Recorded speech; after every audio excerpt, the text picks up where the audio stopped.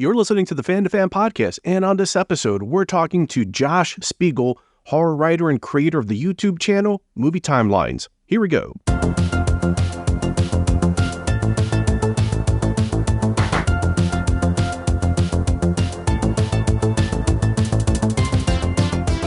Welcome to the Fan2Fan Podcast. I'm one of your hosts, Bernie Gonzalez. With me today, fellow co-host Pete Charbonneau. And on this episode, we have a special guest. We're talking to Josh Spiegel. Thanks, Nick and Michelle from the HP Lovecast podcast for interviewing Josh Spiegel and putting him on the radar. Josh is the author of Timelines of Terror, The Fractured Continuities of Horror Film Sequels, published by McFarlane. The book examines horror films, the sequels, the glue that holds these individual films together, continuity, canon in franchises like Friday the 13th, Halloween, Child's Play, Nightmare on Elm Street, Leprechaun, Scream. Josh, you have Movie Timelines on YouTube, over 52,000 subscribers, deep dive into movie franchises, especially franchises that have multiple movie series, spin-offs, canons, and you get into it. Friday the 13th, Nightmare on Elm Street.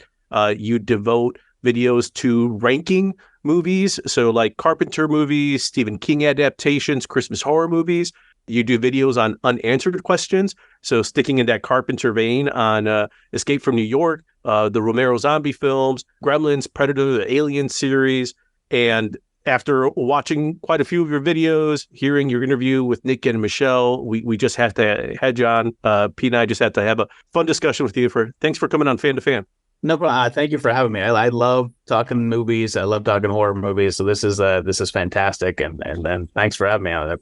Yeah, and you have 53,000 people that like you talking about movies too. So how'd you get into the channel? Because I think, this is going to be a little bit of a sprawling discussion about a few topics, but I want to dig into first, like, why did you start Movie Timelines? I started Movie Timelines because I was working retail and just doing a lot of retail work. And I realized that I had this bug to just keep doing something creative, film something and put something out there.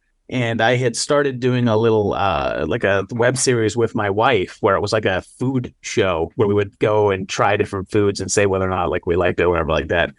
And I really liked putting it together, and I was learning how to green screen and everything. And it was just like, okay, this gets me doing my editing. But my problem is that my wife's schedule is a lot more sporadic than mine is. And it was kind of hard to get her nailed down to a very specific like time frame of we're shooting this day, we're doing this is what we're doing. And I got to the point where I was just like, okay, I'm moving much faster. So she got fired. So, but not really. But I said, I need to do something where I'm working on it myself and just where it's just me kind of a thing. So that way I don't have to worry about infringing on her time frame of what she needs. And I was watching Friday the 13th, and I watched just a random one, and I was watching part 2, and part 2 has a 5-year time jump where they're like 5 years ago, and it just dawned on me that that's weird. These two movies came out a year apart, and they're just like 5-year jump, and I just kept watching them, and I watched part 3, and then I watched part 4, and then I get to part 5, and all of a sudden it's like little Tommy Jarvis, who was 10 years old in one movie, is suddenly now 18 or something like that. And that's when it clicked in my head of like, that's like another 8-year time trip. How much time is passing in these movies? So I said, I want to try and figure this out. So I started just doing it completely on my own, figuring it all out. Once I had it written down, I was just like, yeah, this probably make a fun video to make. So I just made a video about it, put it up on YouTube, and people seem to enjoy it. And it didn't have, I think I was excited that it got like 100 views or something like that. So I just said, let me just keep doing this as my hobby. And this is like my creative outlet. And I just kept doing different videos. It started out just doing the timelines of the franchises. Eventually, I think after doing it for like 6 or 8 months, one of my videos caught some traction.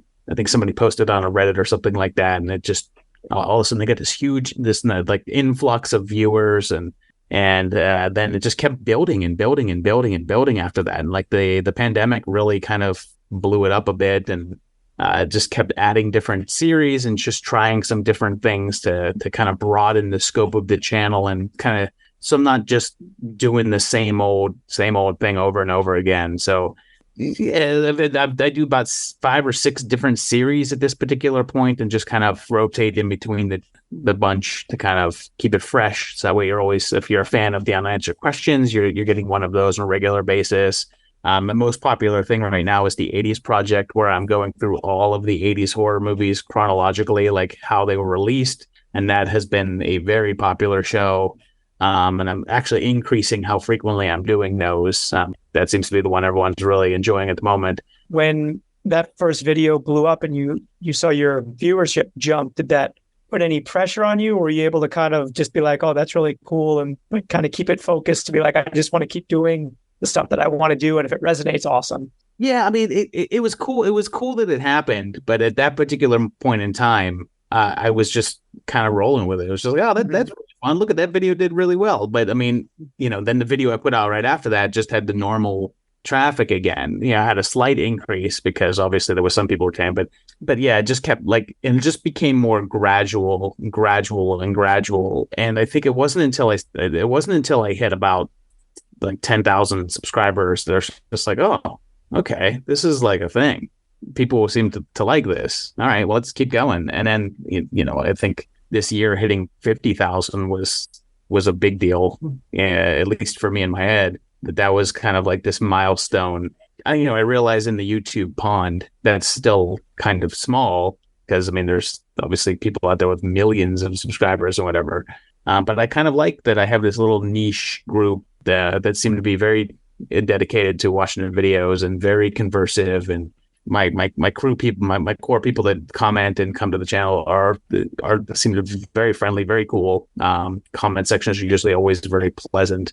It's nice. It's a good feeling. You've covered a bit of everything from Alien and Predator to sci-fi, right? But then I also watched one of your breakdowns of the American Ninja movie. So one, Josh, thank you. That was good. So you seem to diversify a little bit, but it's also got to be pretty good that in horror, a lot of those horror franchises tend to get quite a few sequels, like, the Leprechauns, the Nightmares, Jason, obviously we'll be talking about Amityville too, but they kind of give you more content because there's just more of them. Well, yeah. And the other interesting thing about horror is I think I'm like, as in contrast to a lot of other series, people seem to care much less about continuity when it comes to horror. I think that the main reason why the continuity tends to be fractured a lot more is, unlike something where it's, say, Indiana Jones, where you're like, okay, Indiana Jones saves the day, mission is over. What's the next movie? What do you think the next movie is? Indiana Jones goes on a new adventure. Horror, you have a villain. We have to bring in a whole bunch of new characters and follow them. So it's almost like it has to reinvent itself with every entry, because you're not focusing on a hero character. You're focusing on a villain. And a lot of horror movies, do tend to fall into the trap of, like, for example, the early Friday the 13th movies, where it's basically like, okay, what's the next one? The villain comes back and kills a bunch of different kids. Okay. All right. Well, what's the next one? The villain comes back and kills another set of kids. So that's the distinct difference, is that you can't just take that character and put them into a different adventure. Like, you kind of have to give them this different, whole different set of rules and, like, generally a different background. That's why I like the Leprechaun series, because the Leprechaun series is just like, I don't know, a leprechaun in space. Where then where? I don't know, leprechaun in Vegas. What next? I don't know, leprechaun in the hood. They know that, so there's just like, let's take this character and put him in this like wonky things. The Hood has never seen anything like this before. Warwick Davis, Ice-T, Leprechaun in the Hood. But the other distinct difference between horror and other franchises with continuity is, generally Indiana Jones defeats the bad guy and the bad guy's killed or whatever like that. And so then you just move on with Indiana Jones.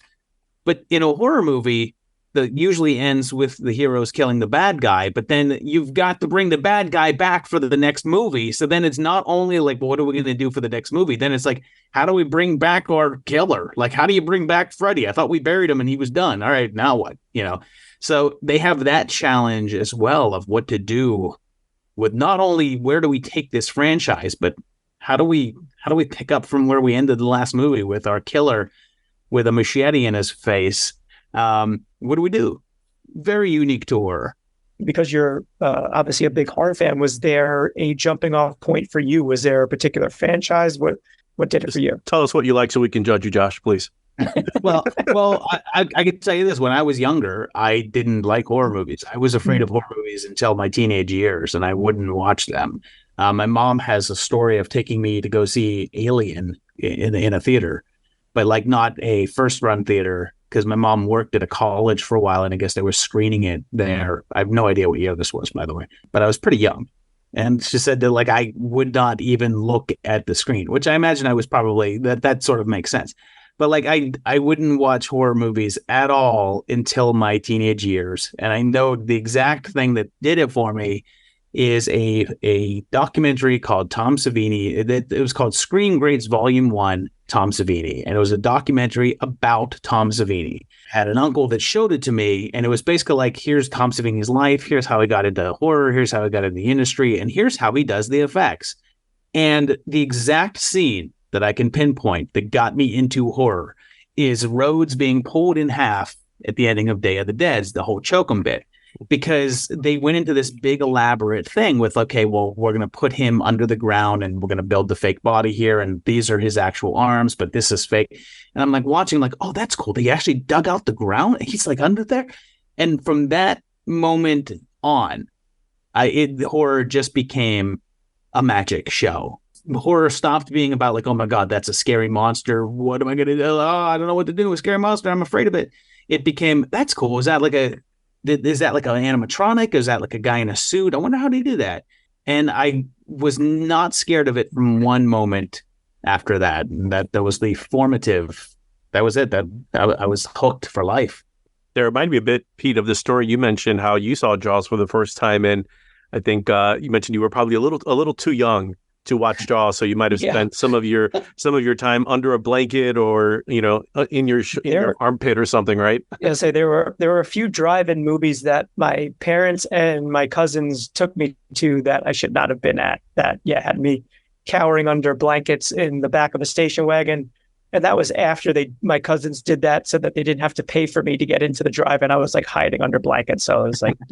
But yeah, there were a few. Jaws being probably the main one. I'd still to this day not sure why my parents took me to see Jaws in the drive-in when I was 4 years old, but they did. Same as you, Josh. For a while, I think that there was that coming of age part where, like, I love how you say like the magic of it. Like it became a magic show. Like I think for a lot of us that was a big turning point where like you stopped being really scared of it, and now you're just more interested because it just seems like there's just like this really interesting world of people like Tom Savini, Rob Bottin that are like doing this amazing work, and like how do they do that? Why are they doing that? Like, and there's just something to that that I think attracts a certain type of viewer. Yeah, although I've never gotten over Jaws. I mean, that's and it is my favorite movie all time. Like Jaws is my number one favorite movie. I live near the ocean, and I take my daughter to the ocean. And I will not go in the ocean beyond my knees, and that is as far as I will go. And I will not go any further than that, thanks to Jaws. Somewhere Steven Spielberg is eating a bagel, and there's a little tear falling on it, and he's just like, thanks, guys. He's thanks. cackling. I tried. Well, we tried really hard. My wife is in the industry. She works in costuming, and one of her big moments was she actually had a very nice job on The Fabelmans. She had to work on Spielberg movie, and she's very excited about it. She didn't get to work with Steven Spielberg because she was in the she was in the offices and everything. Like she worked with the costume designer and everything. I kept telling her, if Steven Spielberg comes to the offices, you've got to tell him that Jaws will always be my favorite movie. Just see that moment there, Josh. She's there and she's like, Jaws will always be my husband's favorite movie, and he's like, oh, great. We're going to go with that shirt, by the way. Just Thank you. I'm here to check on the stitching. That's right.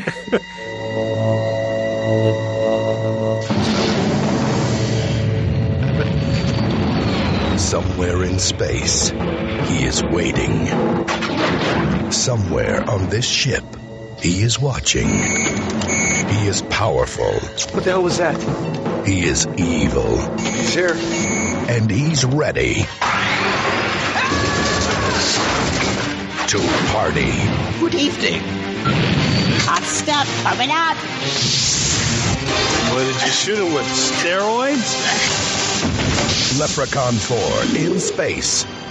This barbecue's only just begun. So something you said earlier, Josh, that I wanted to go back to, and that's Leprechaun, because I think what you were saying about how, like, especially with horror films, you get the evolution, and the Leprechaun films where you're mentioning, like, in space, where you start with this goofy concept that seems like, at least from what I've heard in the production of the original film, they leaned into once they realized, I think, that the audiences were responding to that there was a bit of a comedic tone in the Leprechaun. And instead of trying to play it seriously, maybe we should just go ahead and kind of acknowledge this, be a little self-aware. And then it seems like as the series progressed, it went really quickly to self-awareness to the point where not only did it shift, bringing in a lot more comedy. And I think that seems to be something very unique to, like, what you were talking about, where some, not all horror series, they have that freedom. Because like you said, there's a way where, because you're rooting for the bad guy, there's that reinvention that has to happen. And maybe a sequel may double down on the lore, or maybe do a prequel to circumvent the progression. Like, well, we're not going to do the next thing. We're going to go back and tell you a bit about what happened before. Nevertheless, like you said, the victims, they may be dead. So it has to do something to move things forward, but it doesn't always do it in a straight line. It could be funny. It could be humorous. It could be found footage. It could just lean into the trend. That's got to be interesting as you're going through these franchises, because it's got to always keep things kind of new and fresh for you, because, you know, as a fan of movies, it's like, yes, now you're looking at it from this new perspective for your show. Does that change how you watch these films? Are you starting to look in corners of shots to see if there's a whiteboard that says a year on there? Or, and I've seen when you pointed out, here's a license plate that has this. I just have to imagine it changes. Like, as funny as a Leprechaun movie may be in the hood, you're like, okay, well, I'm still looking at it from this perspective. I am forever scarred. There is no way for me to change at this point. If a newspaper flashes up on a screen, I just instinctively pause it, because I'm so used to looking for dates or information about the time frame or any sort of continuity from the newspapers, because that's honestly a lot of times in movies where a lot of that information is revealed. When does this take place? Then you get this big newspaper up on the screen. It's just like 1953. It's just like, oh, okay, it takes place in 1953. Okay, boom, there we go, done. So if it comes up on the screen, if I see a newspaper, that spinning newspaper, like flash, like pause, always. And yeah, I find myself squinting at license plates. I unfortunately have memorized some of the sticker colors now, because I see them so frequently. It's kind of like, okay, that was 97. I have bookmarked a page of a listing of all of the states and their colors and everything like that, and it becomes my number one reference point. So yeah, it definitely, depending upon the series that I'm watching, it's funny because it certainly changes how I watch anything, because if I'm watching for a timeline, then absolutely I'm looking for that minutia. But if I'm watching for unanswered questions, then I'm looking for a different kind of minutia. I'm looking for little details that kind of boost questions along, or that will help me answer something. That's why I think I kind of like enjoy doing the 80s Project so much, because the 80s Project is more just a general discussion about the movie and the behind the scenes stuff. So it's more things that I can find and pull offline than it is for me staring at the screen. So I can watch the movie, enjoy the movie, and then just, talk about the movie. I like the 80s Project that you're doing, because one, it brings your perspective into it. But I think two, especially for Pete and I, like, movies in general have been such a big part of our life. And, through the podcast, we get to chat with people like you, Josh, that also have a fondness for films. But there's just something about the 80s. And again, I'm sure if you ask someone who grew up in the 90s, they would probably steer towards movies that were impactful for them, that were nostalgic for them as they were growing up. As you're going through and documenting all these 80s movies, are you finding that you're running into movies that you've never even heard of, let alone watched? Because I've watched a few episodes so far. I think I'm 3 episodes in, And I think at the rate you're going, it's going to take you a few years to get through the 80s for sure. But there's some that, man, you've got some flicks that you're adding them to my queue. But I'm like, wow, I have never even heard of this thing. On each list, because it's either 9 or 10 movies, sometimes 11 movies per block. And I would say, in general, if there's 10 movies in a block, I've usually seen 5 or 6 of them. And then there'll be like 2 or 3 that I'm like, oh, I know that, but I've never seen that. Yeah, I've seen that title. And then there's usually like a couple that I have never even, like, I'm like, what is that? And then so I'm going into it completely sight unseen, never seen it before. I mean, just as an example, there's an 80s Project episode coming out in a couple of weeks where there's a bunch of movies. And looking at that, there was only one movie on this entire roster that I did not know. There was 2 I hadn't watched before, but there was only one, and it was basically like a UK low budget, almost a softcore movie with horror elements thrown in there. I was just like, that was the only one I was just like, I don't even know what this is. And I started watching, I'm like, oh, this is porn. But other than that, so in general, I feel as I get further into the 80s, I know that the number of movies that I've seen what I haven't seen will lessen and lessen and lessen. Because I mean, when I was younger, I used to watch so many of these movies and like just all these crappy whatever was at my video store, I just grab and watch. But I mean, there's always going to be things that I had never seen before, and there's always going to be things that I had never heard of. So that's the fun thing for me, is discovering these little gems that was completely unaware of, because I've already discovered like 3 that I'm just like, how have I not seen this before? No one talks about this movie, and it's great. The two that completely surprised me, that I was like really taken aback by, like, oh man, I never really heard of this before. So let me just watch what this is all about. And then I go in and I watch it, just like, this was great. Both of them were international. The one I want to say was called like Night of Death. Very surprised, but I know the most recent one that I watched that I was like, wow, this is a really beautiful movie that not a lot of people talk about, but it was very surreal, was a Spanish movie called The Territory. It's all in English, like the movie's in English, but it was released in Spain, had very limited release here, and was one of the harder movies for me to track down. But there was a fairly low quality version of it on YouTube, which is where I ended up watching, and I kept trying to find like a nicer quality somewhere, but I ended up having to watch that one. But it was a really interesting movie, kind of a weird, surreal flick that I was kind of like, oh man, well, why do people not talk about this? This is really well shot. This looks great. But yeah, I'd say at least once an episode, there's always that I end up with something that's either, man, I don't remember this being that good, or man, I'd not heard of this, and this is fun. That's the best thing too about having your platform, because you have those 53,000 people, and now someone like me, where I'm like, yep, now I'm going to have to go watch this film. The best thing about these conversations, people fill up the queue and end up making a lot of my midnight movie watching. I did hear in the conversation you had with Nick and Michelle on their podcast. So your intention is take the 80s project, eventually then release it into a book, right? Yeah, that's actually coming very soon. I think I've been convinced to go the self-publishing route on the next one. But I think that's the vein that I want to go down, because if I go through one of these, just a regular publisher, or even go through McFarlane again, I'm a lot more limited with what I can pick and choose. Like I had no choice with the cover of the book, the layout, none of that stuff. Yeah.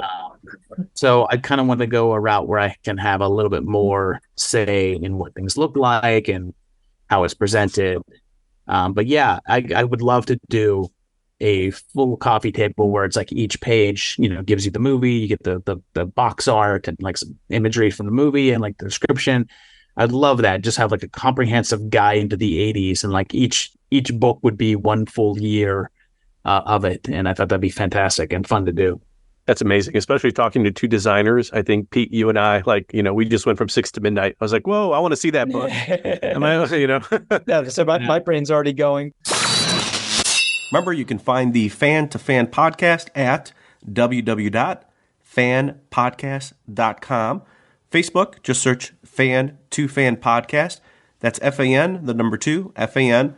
On Instagram at Fan2Fan Podcast. Or on Twitter at Fan2Fan Podcast. We'd love to hear from you, so send a message and let us know what you think of the show. Thanks. And now, on with the show. That's not the end of our conversation with Josh Spiegel. Make sure to tune in for a future episode where we dig into the Amityville franchise. There are 20, 30, 40 movies that have spun off from the original Amityville movie. Josh covered them all on his YouTube channel at Movie Timelines. Make sure to check that out. He has over 50,000 subscribers, over 500 videos that cover different movie timelines from Friday the 13th, Leprechaun, John Carpenter movies, Jaws clones, and you also want to check out his 80s project where he is watching every 80s horror movie. Also, make sure to check out his book, Timelines of Terror, The Fractured Continuities of Horror Film Sequels, published by McFarlane Press. The book examines horror films, the sequels, franchises like Friday the 13th, Halloween, Child's Play, how those movies maintain continuity, canon, how they abandon it altogether. That's why we had a great conversation with Josh. The man is a fan of things that we are fans of, probably a fan of things that you are a fan of.